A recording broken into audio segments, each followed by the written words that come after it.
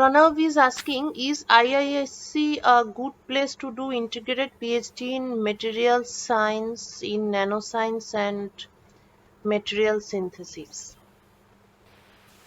IISc. Yes, it's an IISc in context of material science is one of the most elite institutes in India. Um, Exactly. I'm not comparing it to some institute in Germany or in Netherlands because that will be an unfair comparison. So to give you an idea, in IISc 2-3 years ago there was one scanning tunneling electron beam lithography machine. The lab I did my PhD in, I was in charge of 3 electron beam lithography machines. So it was in a very within a very short area. There were 3 electron beam lithography machine where you can get a precision of less than a nanometer. So I will not compare that, but if I compare institutes within India, IISc is one of the best institutes where you can do a PhD in this specific field. Right, right. I agree. Shubhankar is asking, what is the expense of giving TOEFL IELTS? What is validity of scores and which one is better? Costing, he is asking about the. If you want to go to US, then TOEFL is better. I don't exactly remember right now what's the exact price for TOEFL. It should not be more than 10,000 rupees, Indian rupees, and it's valid probably for about 2 years. TOEFL is very similar, but it's more focused towards Europe. So if you apply in an institute in Europe, they will both take TOEFL and IELTS, but in England especially, it's only IELTS that they accept. And you can see details of that in British Council. So if you log on or if you just open the website of British Council, you can find all the details about IELTS. And the score is also valid for about 2 years with 4 different sections. So reading, hearing, writing, and so on. So these are the 4 areas where you have to score beyond 7.5 out of 10. Okay. And what about the costing? Actually, I would like to ask in general that if one student wants to study like masters or PhD abroad, so what will be the average? I mean, the starting expenditure or how much he has to spend in the initial stages, roughly. I will start this answer with US because in US education is expensive, so you have to pay for your studies, and even when you apply in US, you have to have quite a big amount of budget. Every single application you will do in US will cost a certain amount of money, so it's not for free. Whereas in Europe, most of the applications are free. Not everything, but most of the applications are free. If you apply in UK there is education fee, so it means it's not free. You either get a scholarship or a grant through which you can support yourself. Whereas in Europe, masters, not all masters are free, but a lot of masters are funded by the federal government, so the state government, and that's free. Not all of them, to be precise, and also it depends a bit on the country. But PhD, there is no tuition fee for PhD. So when you do PhD in Germany, in Netherlands, in France, or any other country, you get money for doing research because your position is a research assistant. You don't need to pay money. There is always a very small semester fee, which is not much, but for this you get free bus rides and a lot of benefits. Exact amount, it's very difficult to say, but if someone is trying to apply in US, maybe 10 universities to get in, they should have a budget of about 1 lakh. It will not be less than 1 lakh to start the whole process. giving TOEFL exam, GRE exam, application, the fee for application, and so on. Whereas if you want to apply in Europe, except England, the application and everything else together, you can imagine a budget of less than 10 to 15,000 rupees. You can already start the whole process. Okay. Okay. Thank you. Uh, Shovik is asking, in what way one can go for MTech after BSc in physics? We already answered a part of this question. It depends a lot on what exactly you want to do. If you want to go into industry, doing an MTech will help. If you want to stay in academia, it's better to do a MSc and then do a PhD. And if you are doing an MTech and go into industry, you should first think about what kind of industry you would like to go. In India, the best option to go into industry is information technology, because it's a most well-known industry. So after doing your BSc in physics, one of the best way to go into industry is doing an MTech in data science or in data engineering. After which, the number of applications you can do and the number of jobs you can apply for, especially in private sector, will be a lot. Dipjyoti, can you tell me the specific scope for a student who has completed BSc and then BTech? Just BSc BTech. So, is it a good degree, or MTech is mandatory, or MTech will be better in addition? There might be some government jobs where either MTech or BTech is the minimum requirement.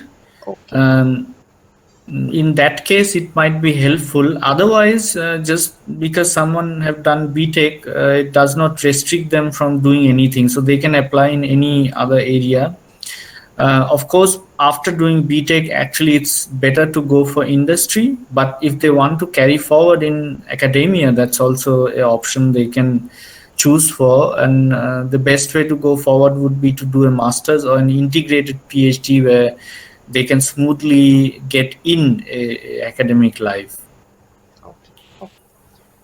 So if one is decided about industry, then he can go towards BTech, or otherwise it is more advisable to complete masters first. I mean MSc. Yes, and it's a very important point to know that if you want to be in industry, it's not about what degree you have, it's Hmm. about how fast you get into that industry and train yourself to be the best. Right. Right. And choose the topic accordingly. The topic of Yeah. MTech. Yes. Okay. The next question is from Boishakhi. Saran ma'am, I am pursuing masters in physics and I am interested in astrophysics, nuclear physics and particle physics. Want to do PhD in astroparticle physics. So what are the opportunities in this field in India and also in abroad, and please tell some name of institutes. Um, Astro particle physics. So this is a very specialized area, and that somehow depends on uh, the question will be more in a context that if there are such projects open or not. For example, if you apply in CERN, which is in Switzerland, France, and in Germany, there might be some topic which have an overlap of these two areas. One thing to remember is in a PhD, you generally don't have one single topic. What you have is a research question, and you try to explore that research question. And while doing it, you may have to switch to quantum mechanics, the next day to relativity, and the very next day to semiconductor physics, and the next day to particle physics. So what you are asking, it's a bit difficult to say exactly this is the institute where you can go, but there are a lot of institutes where particle physics is one of the main strength. Like there are a lot of accelerators in Europe where you can apply. And when you go for such an institute, you have to talk to your supervisor, your PhD mentor, who can help you to shape the topic, which is an overlap between either cosmology and particle physics, or astronomy and particle physics, and so on. But this is very difficult to say right now that this is the institute who is working exactly on overlap of these two topics. The best option is definitely have a look at CERN. CERN is where the particle accelerator, the biggest particle accelerator of our planet, lies. But there are also a lot of other institute like in Switzerland. Let me see the name.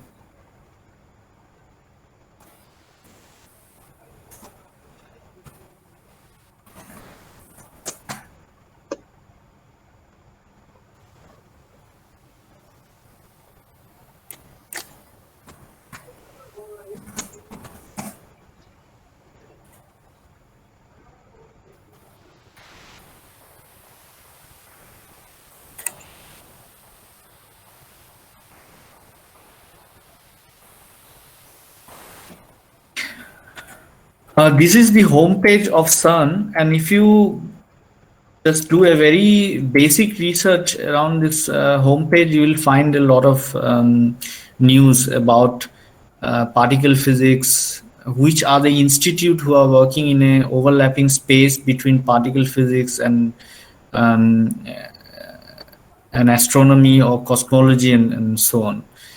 But this is something you have to at the end rely a lot on the research question that the institute and the professor you have applied to is working on. Okay. The next question is from Ritik. Apart from research work in institutes like IUCA, are there other opportunities after doing MSc or even PhD and in astrophysics or cosmology? Apart from So research. one thing I did not say much, which is, if you just want to stick to the topic itself, this might be very difficult to navigate things, because in India the scopes to do something after a PhD in astrophysics or cosmology is not a lot, if you only want to stick to the topic. But if you are open enough to try out something, there are a lot of opportunities. For example, metrology is a very big area, where metrology means the science of studying measurement and also understanding how calibration is done, as well as in context of when you think about atmosphere, so how our weather is changing, how the atmosphere is changing, and so on. This is an area where someone with a PhD in astrophysics or cosmology can easily step in. If you say, are there a lot of other institutes, it might be tough. BARC also have certain facilities for astrophysics, but I cannot say that this is something you can do left and right. It's not that easy as a piece of cake. Okay. Nevertheless, I must also add that we will have a session which will focus mostly on physics. After you study physics, what you can do in India. There might be some other opportunities that come up in that discussion, so keep on dialing for the next sessions as well. Okay. Student life. Indrajit Haldar from West Bengal. I am a B.Sc physics honors student. I want to go through research work by taking physics. So what is the best process?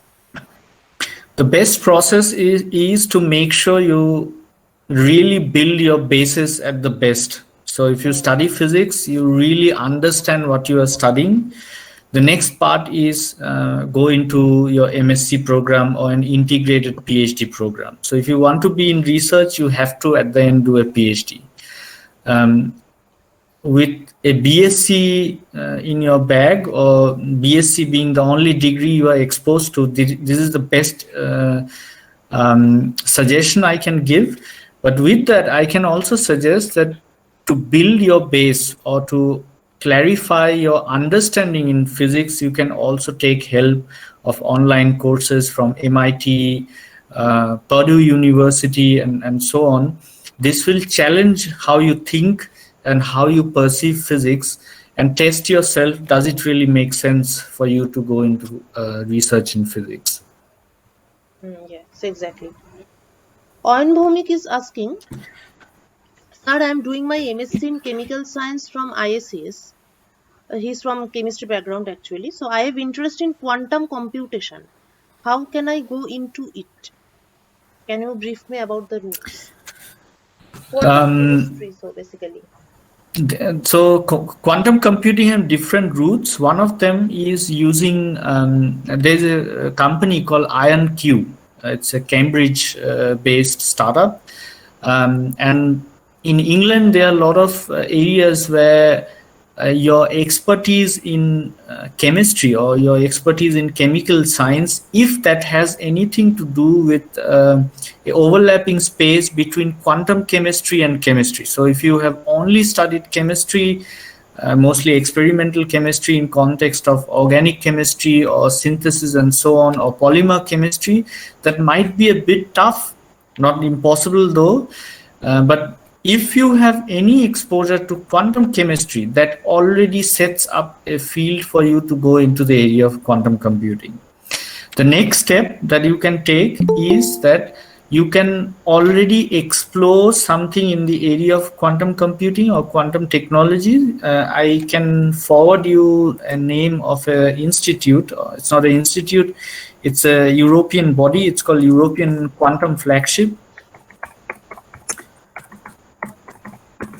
And you can find a lot of quantum technology, quantum computing related topic on this page. If you keep yourself updated, you will definitely see either PhD opportunities or postdoc opportunities in the area of quantum technologies, even if you come from chemistry background. Uh, if you only want to focus on quantum computing, it might be a bit tough because they need very specialized skill set. But if you are open, quantum technologies have a lot of different fields to go into. You can start your PhD or postdoc in an area and then move to quantum computing. And one of the most important area where people from chemistry background have a very big impact in quantum computing is in the area of new material discovery.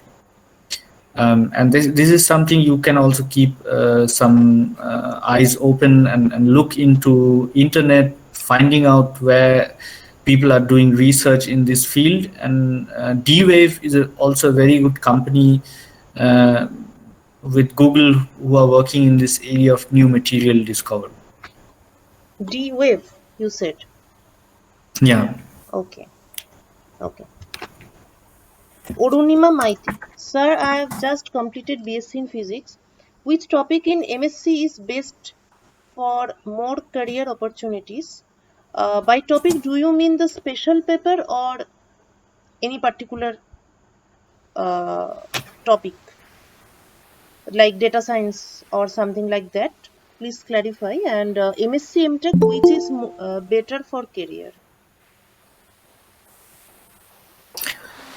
This is a very generic question. So any answer is a viable answer. That's why um, I think the most important part in this context is to understand what do you mean by career opportunities. Do you mean by going into research, or do you mean by career opportunities in academia?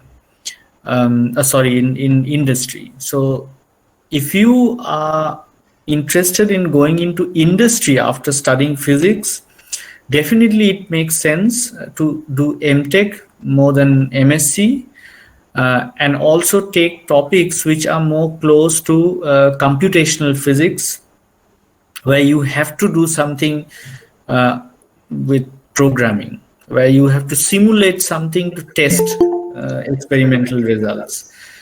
Otherwise, there are no proper recipes where you can go wrong or you can completely do it right, because after studying physics, if you have built the basic understanding of how to understand the problem, and B, either to have a skill of doing an experiment or doing programming, getting a job should not be a problem. Hmm. Shubhankar Banerjee, sir, I could not hear because of some network issue. Can you please repeat about TOEFL IELTS? Shubhankar, there are two aspects in these two. One is how the exam looks like. So, what is the purpose of this exam? Is to prove that you can read, write, and comprehend English.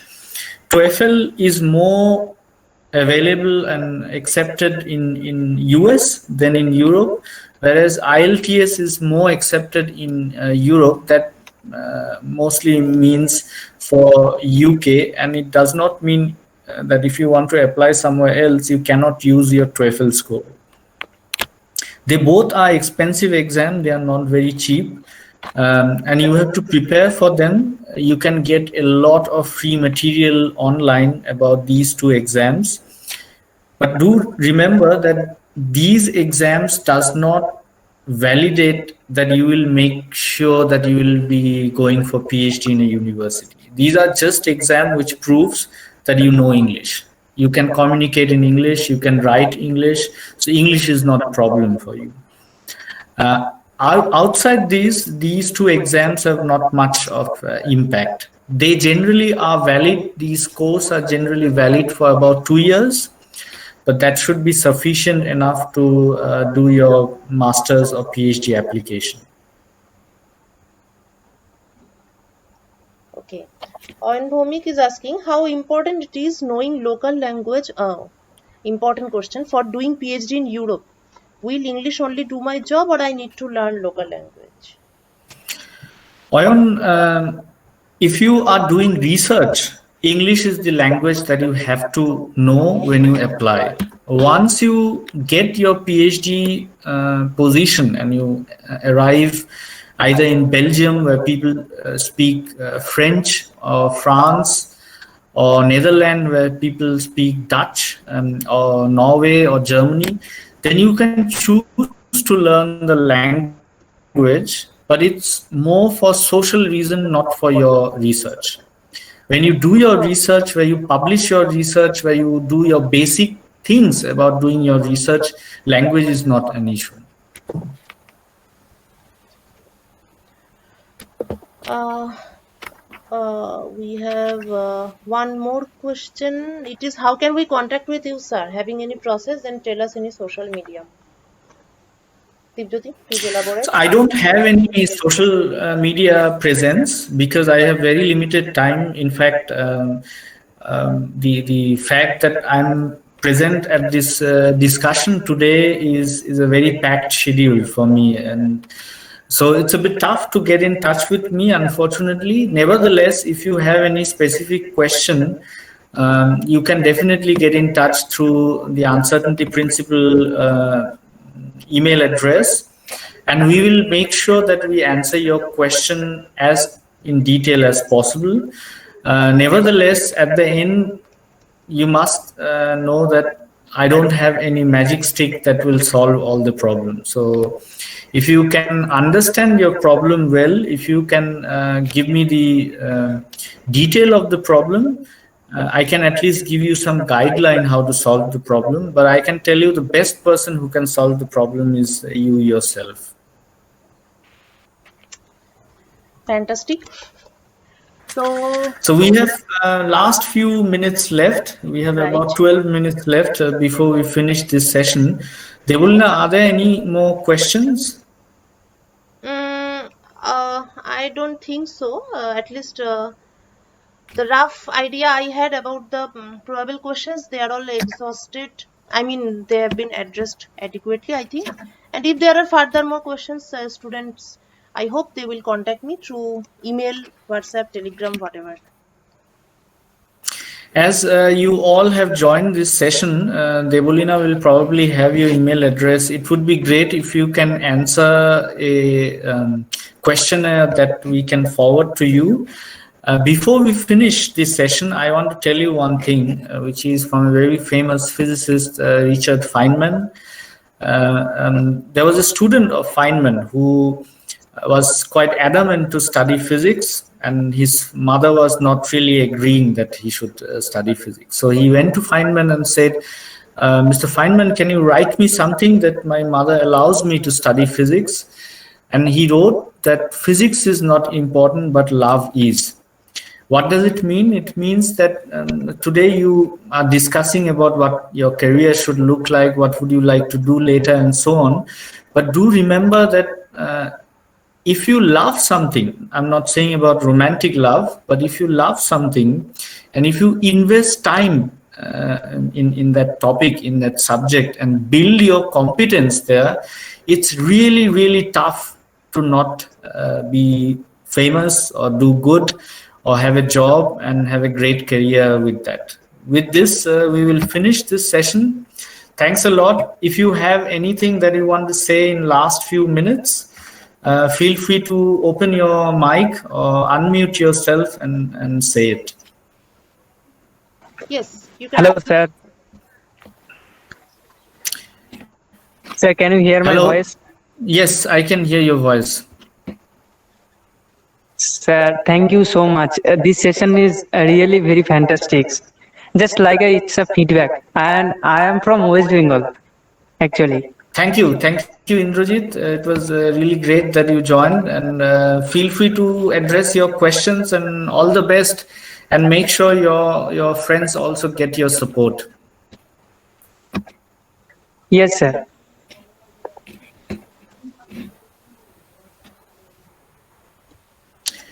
Thanks. Then, if we don't have any more questions or any more comments, we will finish this session here.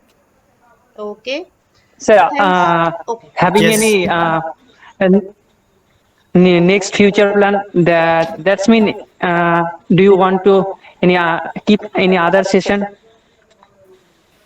This is something Because it's my we will inform, and we will have a future session which will focus only on physics studying abroad and physics doing research abroad, as well as academia and industry. So this is something we will communicate to all of you. We are having one very interesting last minute question from Mausam De. okay, sir. Okay. Yeah. So we are having a very interesting question. Can a PhD student, if he is interested in delivering lecture in his PhD institute, would it be allowed? Mausam, can you unmute yourself and explain your question? Or I don't get the question properly. Mausam, unmute করে বলতে পারিস। আমি বলছি কেউ 1 second please. হ্যাঁ বল, শুনতে পাচ্ছি, বল। PhD institute.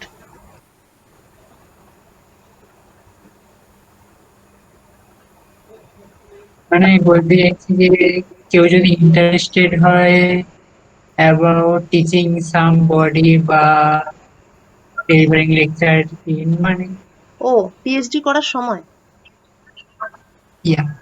আচ্ছা, ও আচ্ছা, বুঝতে পেরেছি। So this is a question I can apply or answer in context of abroad.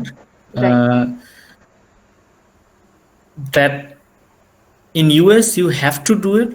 You have to correct copies, give certain lectures. In Europe, it depends on the country as well as on the topic. So I have taught quite a lot while doing my PhD, but it's not a necessity. But also the other part you have to remember is that as a PhD or as a good researcher, it does not necessarily mean that you will be also a very good teacher. So if you are not a good teacher, you may not get a opportunity to teach. And if you are good, you can definitely approach your professor and say, I want to take this lecture. Is it okay? Most cases, they will say yes. In India, maybe Devolina can answer this question.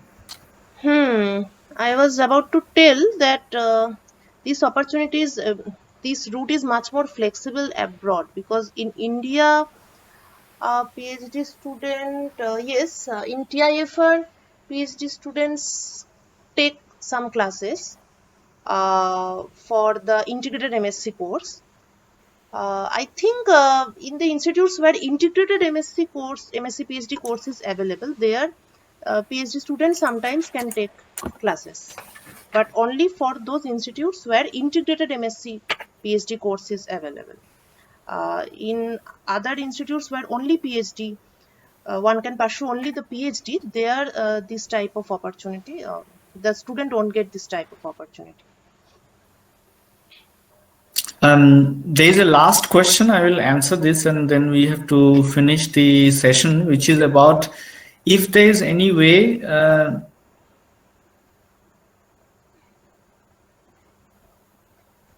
There's a question from Oyon. So Oyon, in if you do a PhD in Germany, for example, you can definitely study any other topic. So while I was doing my PhD, I also even went for a few lectures in a completely different area, which is philosophy. And I also studied few lectures in law, and this is something that in abroad is not at all an issue. The main challenge is time. You cannot balance so much of time related challenges. Whereas in India, it might be a bit difficult because I don't know if it's that easy to dig a lot in a completely different topic while doing your PhD in physics or chemistry in a research institute. The last question I wanted to answer today is that Rahmat is asking how he can know that is he really a candidate who should study physics or do a PhD. Sorry, not physics, but PhD. Actually, there are no secret recipes to do this. What you can do definitely is that you can talk to someone who is doing PhD in a field where you think you are interested in. And if you see that the amount of hard work they are going through is not your cup of tea, it's a clear no-go for doing a PhD. If your wish to do PhD or why you want to do PhD is either about the degree, that you will get a degree, or about the prestige that people will say, oh, he's a doctorate, or you feel that just by doing a PhD, life will be way more easier. These are the reason definitely you should not do a PhD for. I have given my professional account link. So if any of you want to get in touch with me, you can also use that link. With that, I have to finish today's session and stay healthy and talk to you guys later. Bye. Bye, everybody. Take care. Bye, Dipjyoti.